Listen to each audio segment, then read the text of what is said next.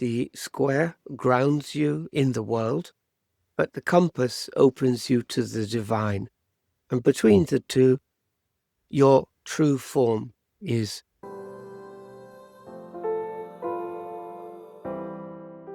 Hello and welcome to our 6th episode in our wonderful series about spiritual Freemasonry with Chris Earnshaw. I made it wrong. It's our 5th episode, so my brain was already jumping ahead. But nevertheless, we are privileged to 22 videos and episodes covering Chris' new book. And it's, I think, a very unique series. You've already been watching a couple of, so I don't need to explain it again. If this is your first episode that you're watching, this is a series of 22 videos which are different because they're more practical, more hands-on. He's taking us through and step to reach enlightenment for practical spirituality. And I think I've done enough harm with this introduction. So I will give the floor to you, Chris, and try to listen silently. Thank you. Thank you for that introduction. So lesson 5 is about the compass and the square. And it's all to do with spiritual boundaries and the art of living well. So we've got a quotation from Lao Tzu again to start the series. Those who grasp lose. Those who hold too tightly break. The wise draw boundaries but do not cling. So the idea is to understand the symbolic meaning of the square and compass, both in Masonic and spiritual context, and look at how the Tao teaches about natural boundaries and moral alignment. And we have a few exercises to practice self-observation, boundary setting, and to set your own personal rules on boundaries. The square teaches us to live by integrity, to make our thoughts and actions align. And that means to align at right angles, what we refer to in honesty, justice, and uprightness.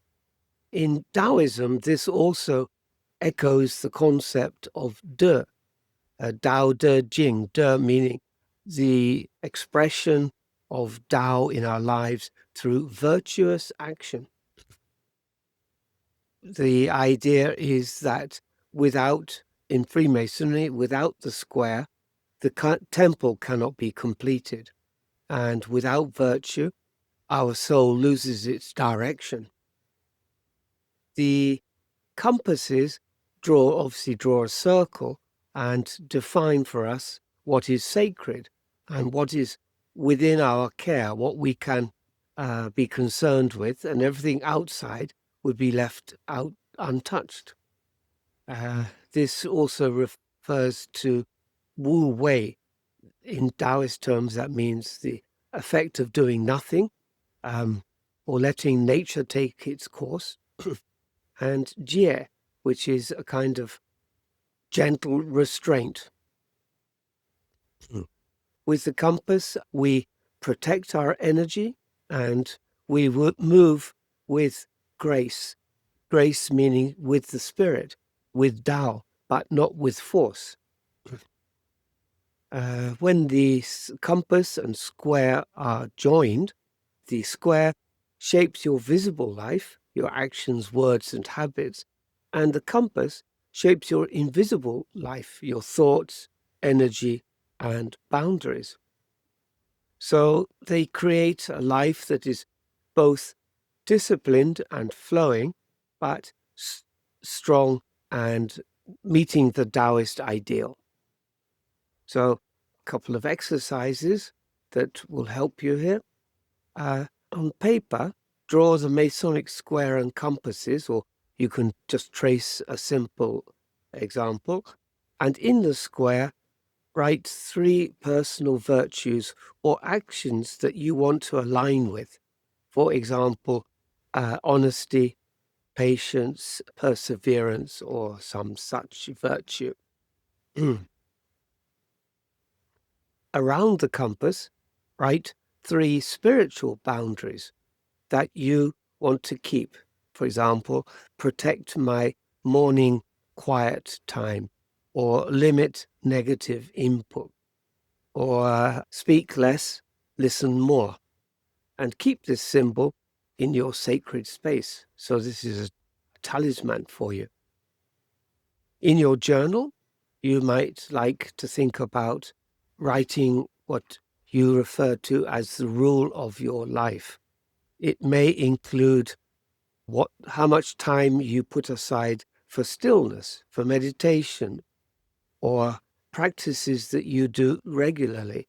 For example, journaling is important, ritual, walking, for example, walking in forests, boundaries that you establish to protect your peace and your own energies, and any values that you also want to embody. You may want to put these down in your journal.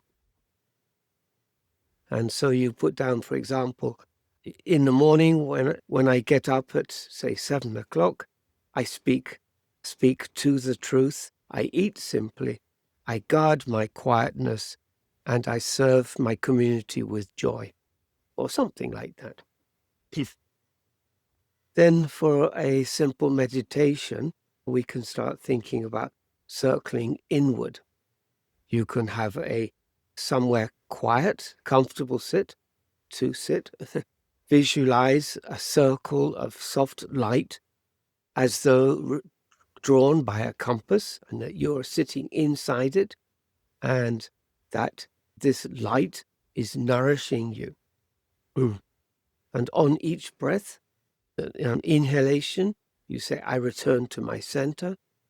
And when you exhale, I release what crosses my peace. That is basically the 3-step exercise for the circling the square. A compass and the square, yes. Closing thoughts would be that the square grounds you in the world, but the compass opens you to the divine. And between the two, your true form is drawn. And that's the closing thought. This time I waited until the end with asking No problem. quick some questions. So I'm learning from episode to episode.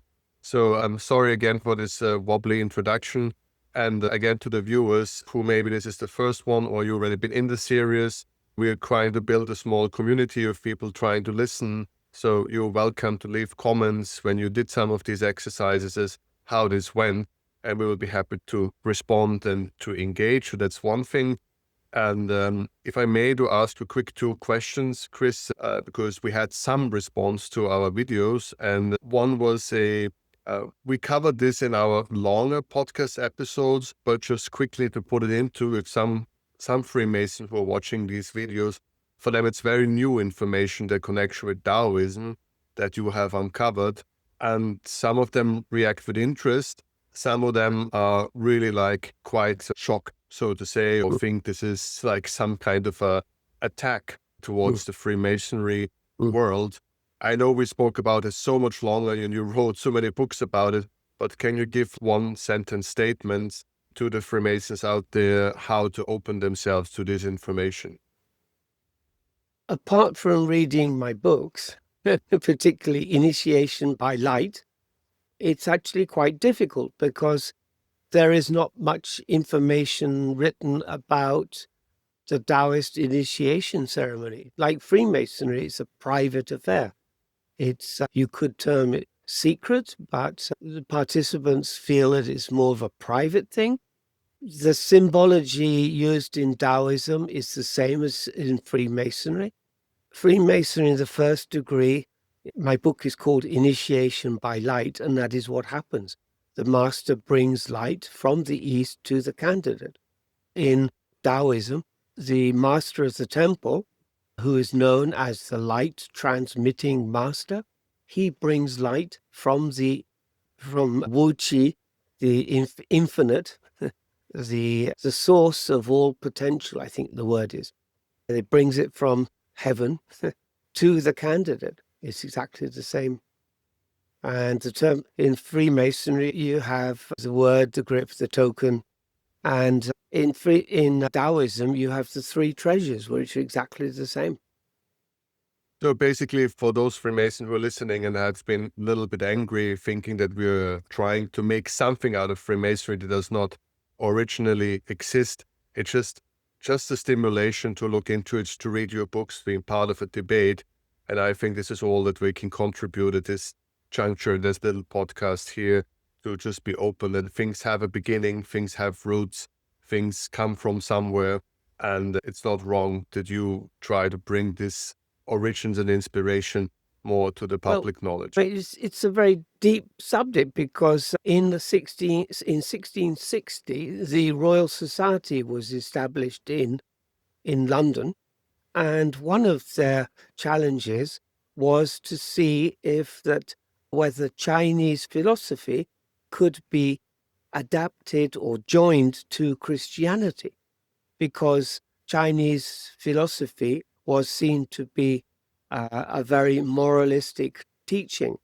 And at the time in England, starting at about 1680, going on till the end of the 1700s to the beginning of the Opium Wars in 1820, Chinese was very popular in England, particularly London. Chinese tea, silk, China ware, Chinese furniture, Chinese gardens, all these things were very popular in England. And in my own house, I live in Surrey, out the south of London, we had a Chinese garden, but I never realized, why we had a Chinese garden. It's been there probably 200 years, 300 years. We had 4 different types of bamboo. You don't see bamboo in England naturally. So somebody had designed and planted this garden as a Chinese garden. And this is what you see all over England, houses with Chinese roofs and things like this, because of the interest of things in Chinese at that time. And Right. so for Freemasons to also be interested in Chinese philosophy and Taoism, I don't think that's a stretch of the imagination. And Right. the other major important thing is that 1725, the Freemasons added the 3rd degree to Freemasonry to make it a 3-degree ritual. And the 3rd degree emphasizes immortality. And Taoism also emphasizes immortality. So I think they wanted to bring the two together somehow. I But they think couldn't make it overtly Chinese because people probably might not understand it or may be put off. But when you dig into the ritual, you see so many allusions. right. We have to stop it here because this is Yep. I know you're the expert, and I just wanted to quickly, if Freemasons are going through these steps, to just remind them from time to time, we're not trying to make something new or different. We're just trying, or you were trying better to point out a couple of things, and if they Sure. want to look deeper, want to know more, and so forth. Okay.